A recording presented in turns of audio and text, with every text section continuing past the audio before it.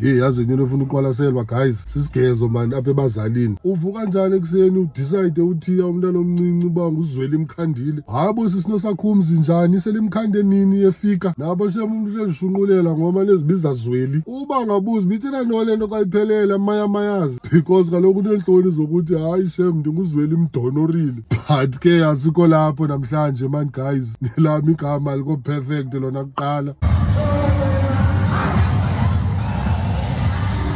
Phofu manje ihloniphe ezashebs lamagama anesidima. Abantu bethu bayagoduka ngokufoni sizawutyelwa zizazimenqe phaa phesheya kwenciba. Abantu bethu bazawuwinwa emigidini bafetshelwe ezantsi kwegadi. Ibhlomasi asakhululwa kuvulwa nje ii-curtains alibale tu ngawe. Bazawuqala bangafumaneki efowunini, ayazi kaloku inetwork ibambiyeka once baphume eStock Road. Umuntu uyawufumaneka kakuhle efowunini phaa ngesi-2nd ne-3rd zikaJanuwari xa idinga imali obuye.